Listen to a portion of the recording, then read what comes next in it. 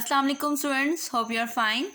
Today we shall study chemistry of class 9, lecture number 2 from chapter number 1, and the name of chapter is Fundamentals of Chemistry. The topic that we are going to discuss today is branches of chemistry. Let's start. Chemistry की branches जो हैं वो हमारे पास physical chemistry, organic chemistry, inorganic chemistry, biochemistry, industrial chemistry, nuclear chemistry, environmental chemistry and analytical chemistry. अब हम बारी बारी इन तमाम ब्रांचेस की डिटेल पढ़ेंगे. सबसे पहले हम आ जाते हैं फिज़िकल केमिस्ट्री पर. फिज़िकल केमिस्ट्री क्या है?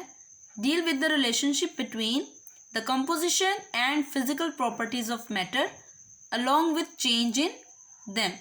हमारे इस डेफिनेशन के दो पार्ट्स हैं. इसमें हम डिस्कस करते हैं रिलेशनशिप को. ठीक है, किसका रिलेशनशिप? बिटवीन कंपोजिशन, मैटर की कंपोजिशन के दरमियान, and physical properties of matter. साथ ही साथ हमारे पास उसकी फिजिकल प्रॉपर्टीज यानी कि तभी खुसूसियात के साथ हम डिस्कस करते हैं relationship. So physical chemistry is the relationship between composition of matter and physical properties of matter. For example हम ले लेते हैं वाटर को. ठीक है, वाटर की कंपोजिशन हमारे पास क्या है? वाटर हमारे पास बना होता है हाइड्रोजन और ऑक्सीजन से. ठीक है, सो कंपोजिशन हमें क्लियर हो गया. अब आ जाता है हमारे पास फिजिकल प्रॉपर्टीज. फिजिकल प्रॉपर्टीज़ हमारे पास इसकी क्या है? Melting point, boiling point, colour हो गया, टेस्ट हो गया. ठीक है, अभी मैं पीछे आपको फिजिकल प्रॉपर्टीज़ अपनी लास्ट वीडियो के अंदर आपको एक्सप्लेन भी की थी कि क्या होती हैं. तो फिजिकल केमिस्ट्री के अंदर हमने तो पढ़ना है कि चीज़ों की कंपोजिशन क्या है और साथ ही साथ उनकी फिजिकल प्रॉपर्टीज़ क्या हैं.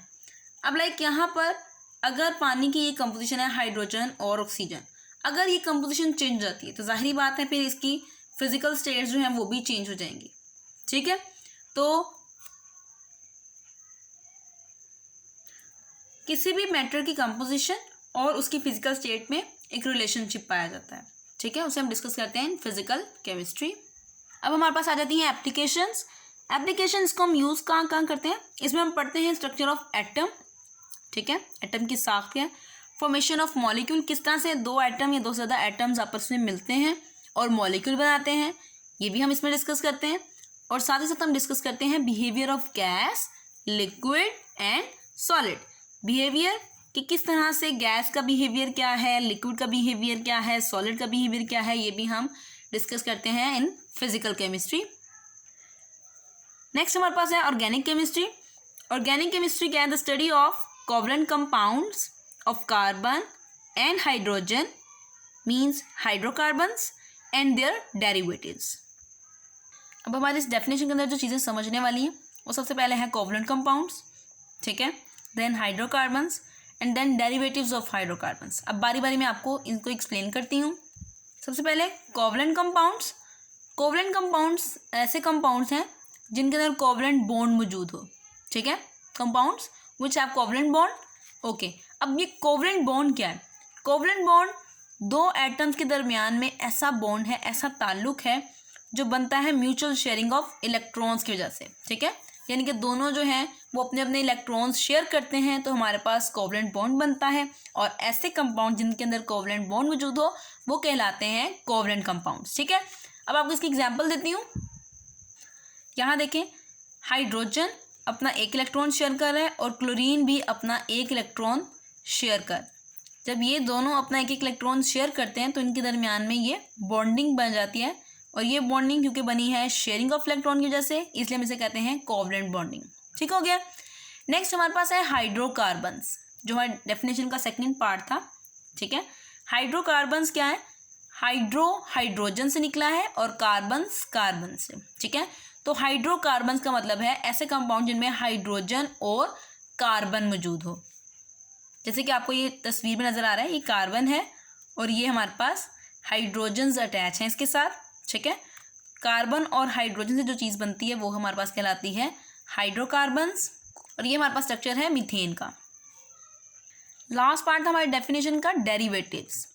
डेरिवेटिव्स हम कहते हैं ऐसी चीज़ों को जो किसी दूसरी चीज़ से डिराइव की गई हो। अब यहाँ पर कार्बन और हाइड्रोजन के साथ कोई और दूसरा एलिमेंट जो है वो भी अटैच होता है, ठीक है। हाइड्रोकार्बन में हमें पढ़ा था जो सिर्फ हाइड्रोजन और कार्बन से मिलकर बनते हैं, ठीक है।